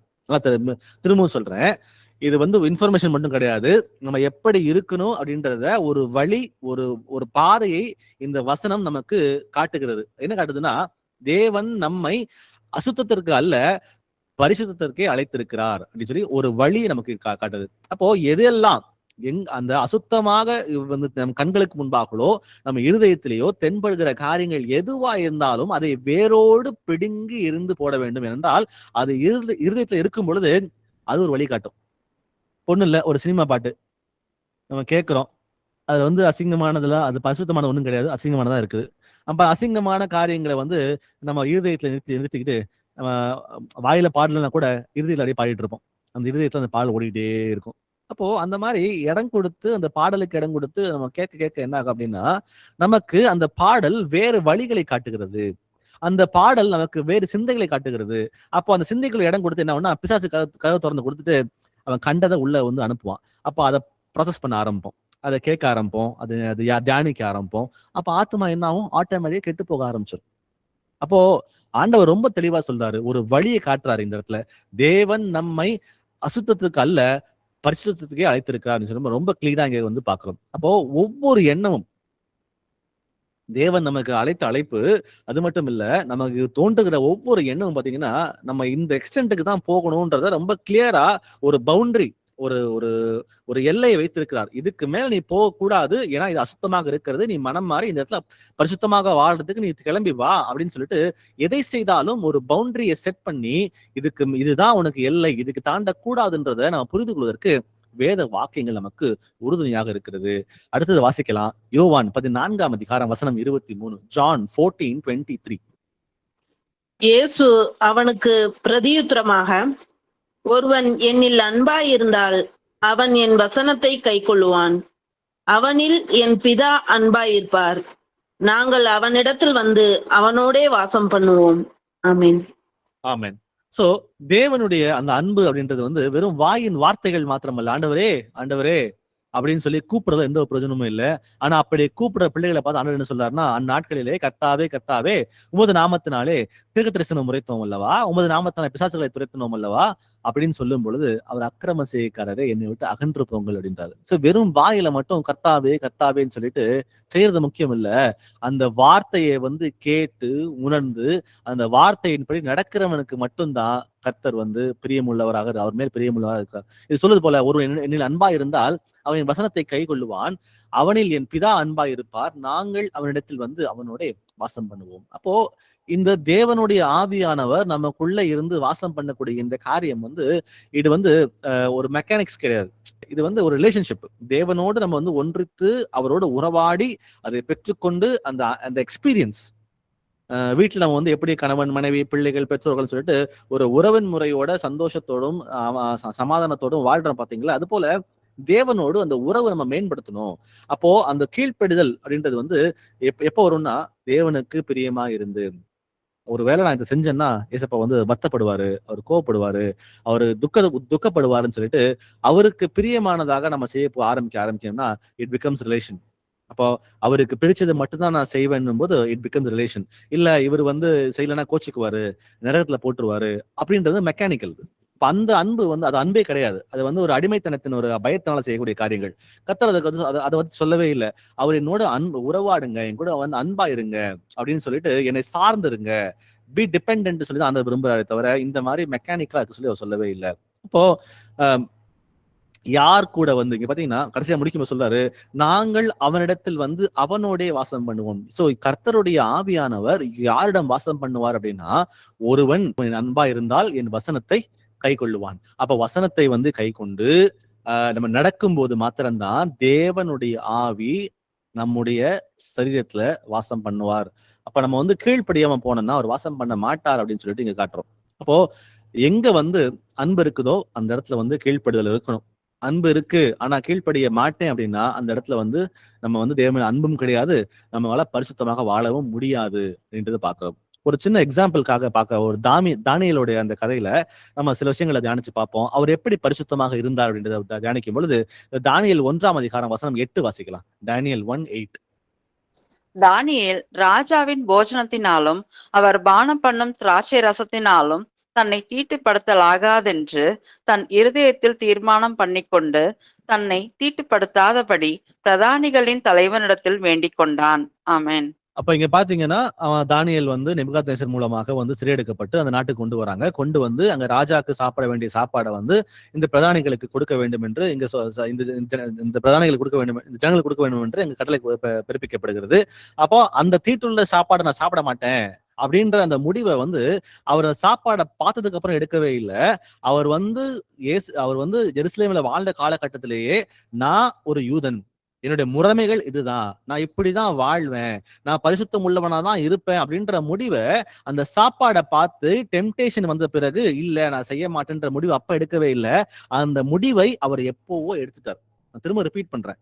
அந்த சாப்பாட போஜனத்தை பார்த்த பிறகு இல்ல இது தீட்டா இருக்கு, நான் சாப்பிட மாட்டேன்ற முடிவு அவர் அப்ப எடுக்கவே இல்லை. என்னுடைய வாழ்க்கை முறை இப்படிதான், நான் ஒரு யூதன், நான் அசுத்தமானதை தொட மாட்டேன்ற அந்த முடிவை அந்த போஜனத்தை பார்ப்பதற்கு முன்பாகவே அவர் வாழ்க்கை முறையாகவே அது இருந்தது அப்படின்றத பார்க்கிறோம். அதை பார்க்கும்போது அவர் சொல்றாரு, அவர் தானியேல் ராஜாவின் போஜனத்தினாலும் அவர் பானம் பண்ணும் ராஜரசத்தினாலும் தன்னை தீட்டுப்படுத்தல் ஆகாது என்று தன் இருதயத்தை தீர்மானித்துக் கொண்டு தன்னை தீட்டுப்படுத்தாதபடிக்கு பிரதானிகளின் தலைவனிடத்தில் வேண்டிக் கொண்டான்னு சொல்லி பார்க்கிறோம். அடுத்த வசனத்தை வாசிங்க சிஸ்டர். தானியேல் 1:12. 10 நாள் வரைக்கும் உமது அடியாரை சோதித்து பாரும், எங்களுக்கு புசிக்க பருப்பு முதலான மரக்கறிகளையும் குடிக்க தண்ணீரையும் கொடுத்து. இப்ப இந்த இடத்துல அந்த பிரதானிகள் என்ன பண்றாங்க, அந்த அந்த வார்டன் என்ன பண்றான் அப்படின்னா, இல்ல நாங்க இந்த சாப்பாடு தான் கொடுக்கணும், இது கொடுக்கலன்னா ராஜாக்கு தெரிய வந்துச்சுன்னா இது ரொம்ப பெரிய பிரச்சனையாகி போயிடும், அதனால இதை கொடுக்கணும்னு சொல்லிட்டு அவன் கேட்கும் பொழுது அவன் என்ன சொல்றான், ஒரு 10 நாள் மட்டும் டெஸ்ட் பண்ணி பாருங்க. சாத்ராக், மேஷாக், ஆபேத்நேகோ, தானியேல், மொத்தம் 4 பேர். இந்த 4 பேருக்கும் என்ன சொல்றாருன்னா, தானியேல் எடுத்து சொல்றாரு, 10 நாள் வரைக்கும் உமது அடியாரை சோதித்து பாரும், எங்களுக்கு புசிக்க பருப்பு முதலான மரக்கறிகளையும் குடிக்க தண்ணீரையும் கொடு, இது மட்டும் போதும். 10 நாள் கழிச்சு எங்களை நீ சோதிச்சு பாரு, மத்தவங்க எப்படி இருக்கிறாங்க, நாங்க எப்படி இருக்கிறோன்றத நீ பார்த்துட்டு, நாங்க ஒருவேளை நான் சொல்ற மாதிரி நாங்கள் புஷ்டியாகவோ நீங்க நினைக்கிற மாதிரி நாங்க இல்லைன்னாலோ நாங்க நீங்க சொல்ற சாப்பாடை சாப்பிடுறோன்ற மாதிரி ஒரு அக்ரிமெண்ட்டுக்குள்ள வராங்க. வசனம் 15 வாசிங்க சிஸ்டர். 10 நாள் சென்ற பின்பு ராஜ போஜனத்தை புசித்த எல்லா வாலிபரை பார்க்கிலும் அவர்கள் முகம் கலையுள்ளதாயும் சரீரம் புஷ்டியுள்ளதாயும் காணப்பட்டது. ஆமென். ஆமென். சோ அப்போ அந்த சாப்பாடை சாப்பிடுறாங்க. சாப்பிட்ட பிறகு 10 நாள் கழித்து அவங்க அந்த பிரதானி பயப்பட்டது போல இல்லாம பாத்தீங்கன்னா அவர்கள் மற்ற எல்லாரை பார்க்கிலும், எது ராஜபோஜனத்தை உண்ட மற்ற எல்லாரை வாலிபர்களை பார்க்கிலும் அந்த சாத்ராக், மேஷாக், ஆபேத்நேகோ, தானியேல் இவர்கள் 4 பேருடைய முகம் எப்படி இருந்ததா, கலை உள்ளதாயும் சரீரம் புஷ்டி உள்ளதாயும் காணப்பட்டது அப்படின்றத ரொம்ப தெளிவா இங்க சொல்றாரு. வசனம் 17 வாசிக்கலாம். தானியேல் 1ஆம் அதிகாரம் வசனம் 17.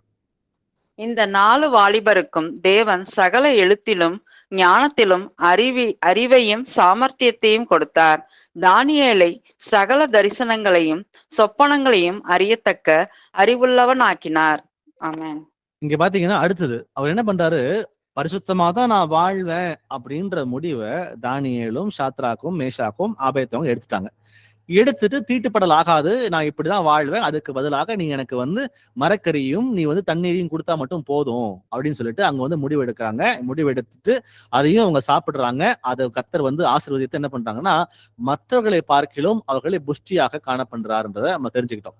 அடுத்த லெவல் இங்க பாத்தீங்கன்னா வசனம் 17 சொல்லுகிறது, இந்த 4 வாலிபருக்கும் தேவன் சகல எழுத்திலும் ஞானத்திலும் அறிவையும் சாமர்த்தியத்தையும் கொடுத்தார்.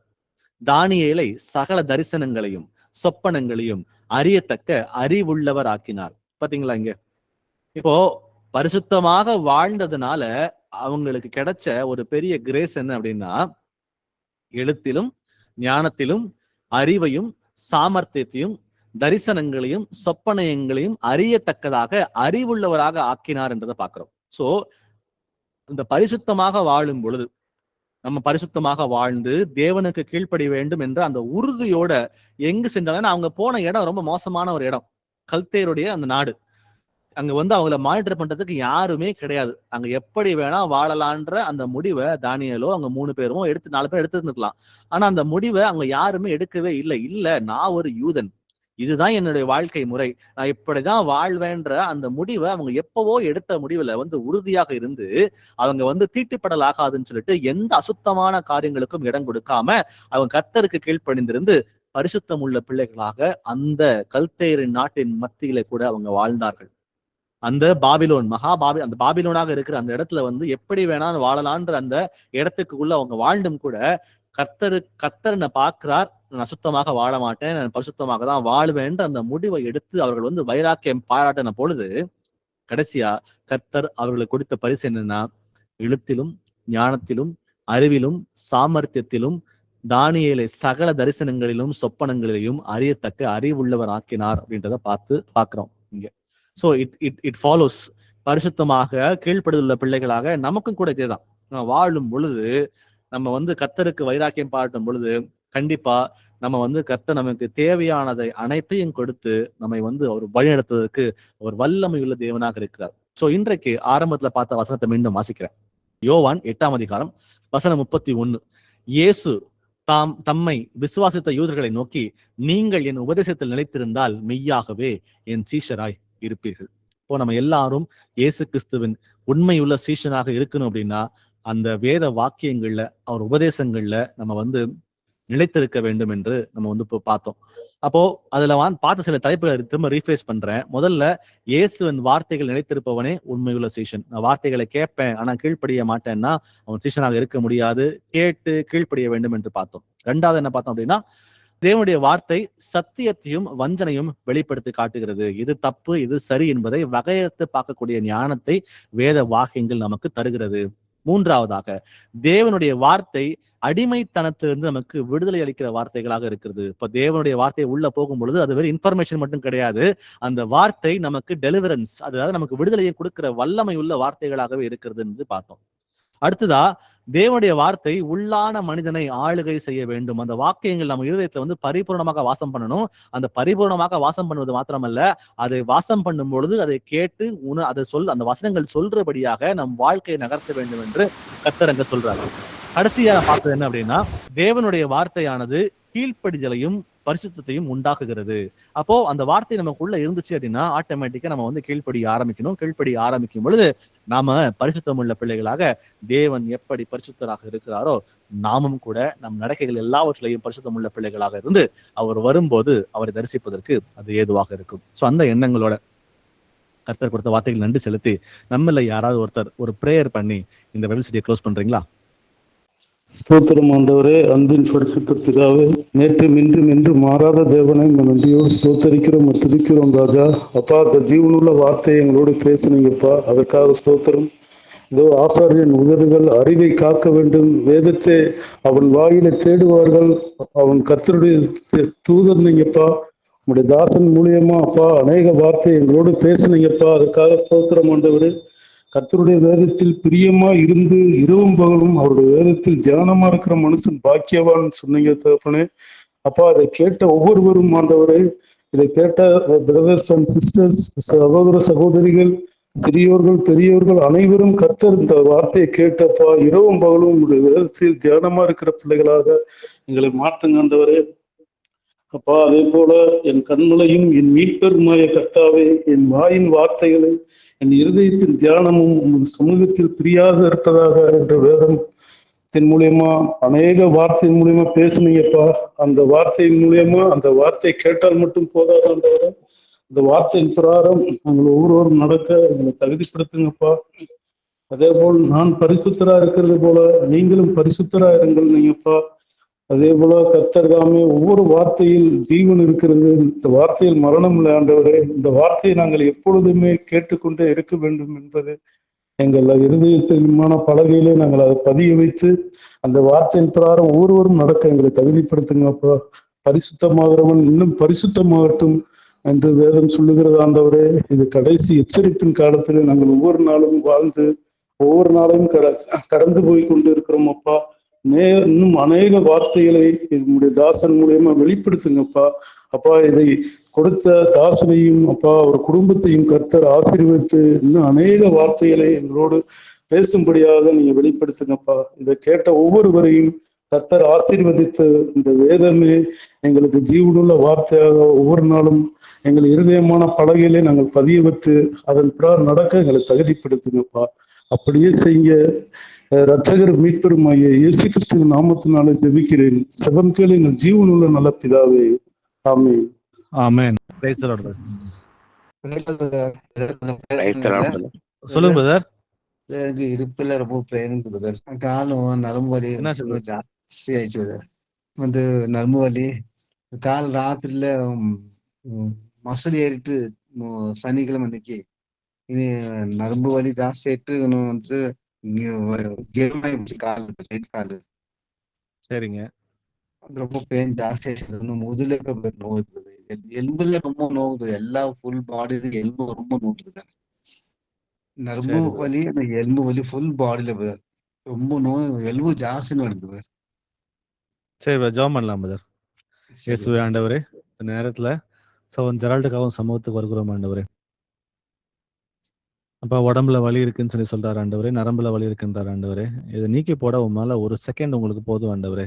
நாங்கள் விசுவாசிக்கிறோம் இயேசப்பா. ஆனால் நாங்கள் மனம் திரும்பாத காரியங்கள் என்னவோ ஆண்டவரே, அதை எங்களுக்கு வெளிப்படுத்தி காட்டுங்கப்பா. அந்த காரியங்களுக்கு நாங்கள் மனம் வருந்துகிறோம் ஆண்டவரே, எங்கள் மன்னிங்க.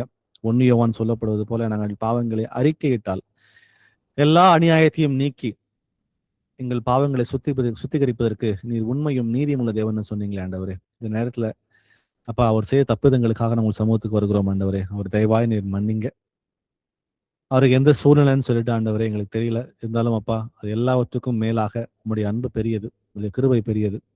நீர் அவருக்கு ஆண்டவர் இரக்கம் பாராட்டி ஆண்டவரே அவரை மன்னித்து தயவாய் ஆண்டவரே இந்த பிரச்சனை விடுதலை கொடுக்க நீர் வல்லவராக இருக்கிறீர். தர வேண்டுமாய் உணம் ஜெபிக்கிறோம். இப்ப கூட கட்டளை கொடுக்கும் பொழுது ஆண்டவரே உம் நாமம் இங்கே மகிமை பெறட்டும். அவருக்கு நரம்பு வலி முற்றிலுமாக நீங்கள் ஆகட்டும் ஆண்டவரே. இந்த உடம்புல இருக்கிற அந்த எலும்பு வலி, உடம்பு வலி எதுவா இருந்தாலும், அந்த பலவீனங்கள் எதுவா இருந்தாலும் அதை நீங்கள் ஆகிய ஆண்டவரே. இனிமேல அப்பா அவர் சாட்சி சொல்லுகிற மகனாக அவரை எடுத்து நிறுத்த வேண்டுமா நான் கெஞ்சி மன்றாடி கேட்டுக்கொள்கிறேன் ஆண்டவரே. அப்பா இன்னைக்கு நாங்க ஜெபிக்கும் பொழுது ஆண்டவரே சர்வாங்க சுகத்தை இயேசுவின் நாமத்தால் நாங்கள் கேட்கிறோம் ஆண்டவரே. நீங்க தாங்க இயேசப்பா.